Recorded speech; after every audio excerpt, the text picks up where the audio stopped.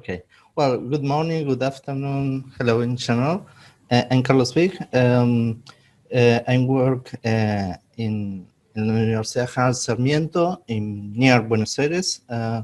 This work we made in collaboration with Diego Cirillo, Mariano Maggiochi, and Fernando Minotti. As we mentioned problem, the title is Simple Model of the Wave Pattern in the Atmosphere of a Slow Rotating Planet due to Surface Irregularities.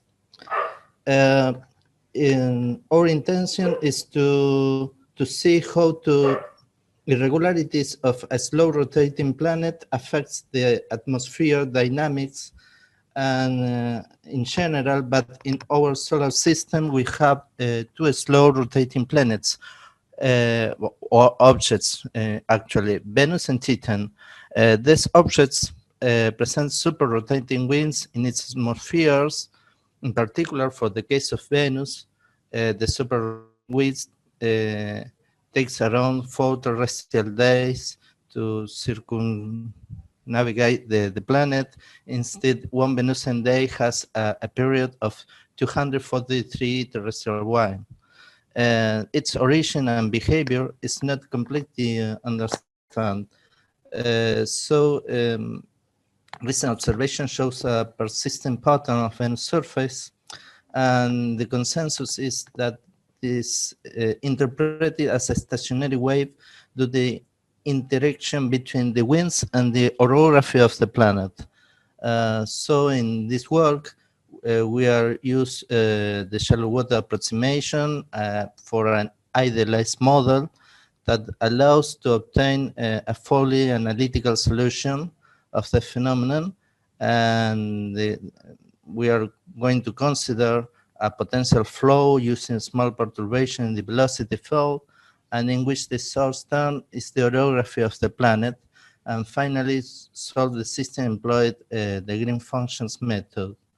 Well, object of a study is recent observations of Akatsuki spacecraft that shows, I don't know if you can see the hand, this Xian wave cross from north to south over 10,000 kilometers around the planet, and the duration is persistent around 1 Venusian day. So you can note at intermediate latitudes, it seems or can be approximated flow as laminar. In particular, to understand better affirmation, we note that the atmosphere of Venus is stratified, and intermediate altitudes, the atmosphere is neutral, so we can use an hydrodynamic description, and using the fact that the Venus is a slow rotator, can be neglect the Coriolis force. Indeed, we can use the cyclostrophic approximations. Well, in this sketch, show that dimension, and at the right, you can see the temperature profile that we are used as input from observation of previous missions.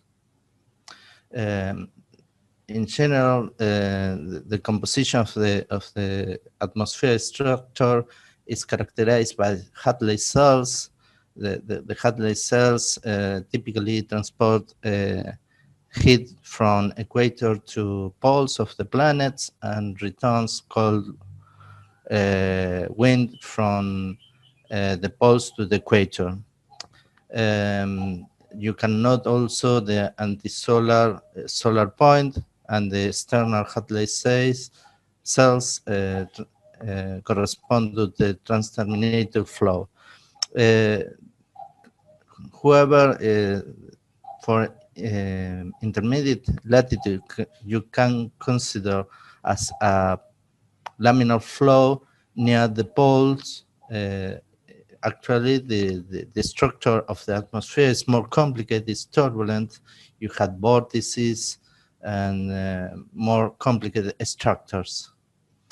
In characterizing or observing the planet at the top at left, you can see a planisphere of Venus, and you note different colors represent different altitudes or heights over the ground level.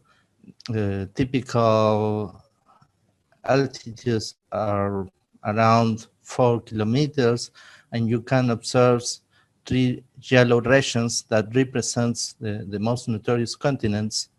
Aphrodite Terra has a size near South America. Ishtar Terra has a similar size to Australia, and the Beta region. At Kazuki and other missions, you can show the structure of the Shen wave, and at the left and the right, sorry, you can see a superposition that observations with the topography of the planet. Clearly, the Shen wave is correlated with the orography of Aphrodite Terra. However, is a particular phenomenon in Venus. In our planet, it's possible to see it in some places, similar behaviors. For example, in the South Atlantic, in the South Georgias, you can see how the clouds are affected by the Iceland, and also in Europe, between Europe and Africa, in the Gibraltar Strait, you can see stable and regular wave formations. So to characterize our atmosphere, we consider a spherical planet of radius A with tiniest perturbations like mountains or continents. For us will be something like a delta function of height dh lower than the age of the layer of the atmosphere that we're considering, and both the age and h will be lower than the radius of the planet. For this reason, it's possible to consider the shallow water approximations, including because it's clearly a gravity wave, and you can write the movement equation like this, that depends of the zonal velocity u, the meridional velocity v. We add the effect of the radial vorticity, and we include in, if you can see in equation 3, the variable xi that represents the orography of the planet. These equations are valid if the condition 5 is fulfilled, and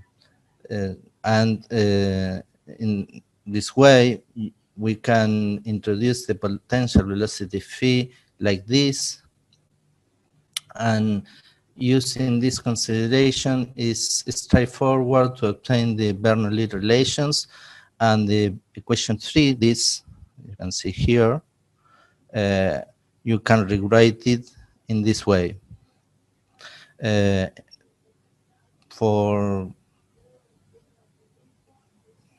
To obtain a more realistic solutions, we modulate in the region of interest the velocity like u0 over cosine of phi, to model the intermediate latitudes. In our case, phi0 will be 60 degrees around the equator, from north to south.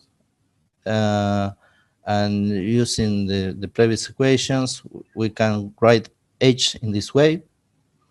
And then using like ground states, we can use small perturbations, and the previous equation in the previous slide will will take this shape.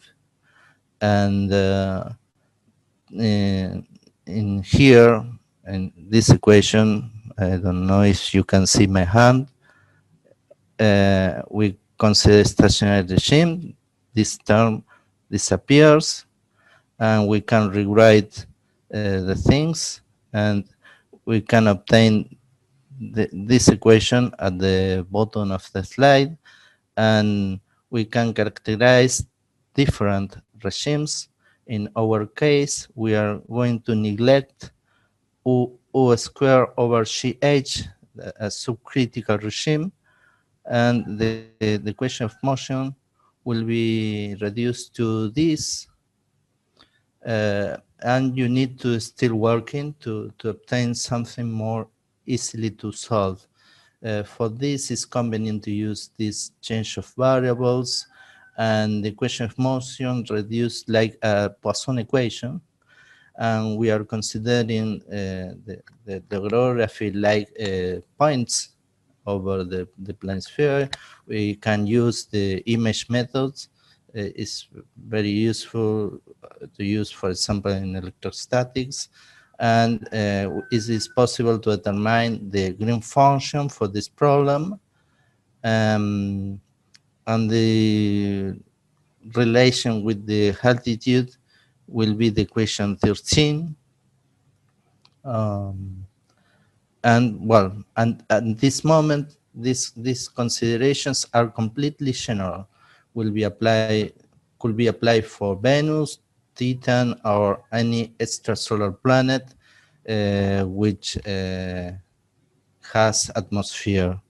But our testing case, of course, is Venus, because it's the planet that we know better, and use this profile of density versus altitude, and going to use mean values for density, velocity, check the conditions of critical regime, and we model the orography accidents like deltas, but the relation with the real topography will be with equation 15. Also, we consider hydrostatic pressure, and we vinculate the altitude or the height of the layer of the atmosphere with temperature using ideal gas. And so use the equations and obtain the following. You can see here two figures. At the bottom is the synthesized plane sphere of Venus. We use different color for different altitudes, and in the bottom use the relation with temperatures and obtain different control levels that represents different temperatures from a reference temperature at intermediate latitudes. And you can see clearly that the effect of the obstacles has the consequence of the temperature in the atmosphere. The most prominent is in the Aphrodite Terra, and you can see that qualitatively explains the presence of the Shen wave. So, well, in conclusions, we show a model for the atmosphere behavior of a slow rotating planet affected by its topography. We use an idealized model that relate our analytical results with the Venusian wave, and the results are consistent with one Venusian day period for the Shen wave. And our solution applied to Venus shows that the height perturbation due to a localized obstacle has a longitudinal extension related to the latitudinal extension of the base flow.